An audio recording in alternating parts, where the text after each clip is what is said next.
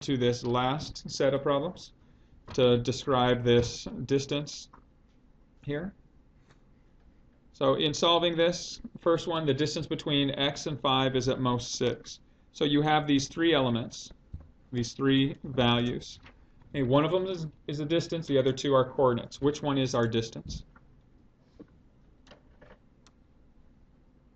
The distance is 6, so I'm going to separate the distance, put the other two inside absolute values, and then relate them with an inequality. So x minus 5, or 5 minus x, it doesn't matter which one I choose. I'm going to write the variable first here. And then is this distance here is at most 6. So can it be less than 6?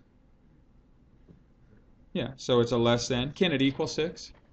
Yeah. It's at most 6, so it can equal 6. So that would be your inequality. All right. B, same idea. You have three elements, 3, y, and 7. In each case, you should have all three elements. Find the one that's your distance. So the distance between two coordinates, 7 and y, so those are your coordinates, which means 3 is your distance. We're going to separate 3, put the absolute value of the difference of the other two coordinates on the other side. So again, I'm going to write my variable first, although I could have written 7 minus y. Either of those would be fine. And I know that this distance is greater than 3. So can it be more than 3? Yeah. Can it equal 3? No.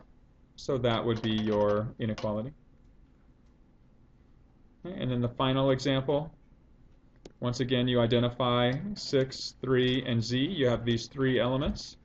Which one is your distance? 6 is at most 3 units from z. So the two coordinates are 6 and z. So the distance itself is 3. So we're going to isolate the 3, put the other two coordinates inside absolute value and take their difference. So 6 minus z or z minus 6, either of those forms is okay.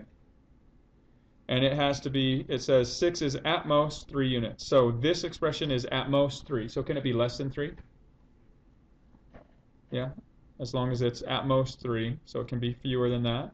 Can it equal 3? Again, at most does include. So this would be the inequality form of that description.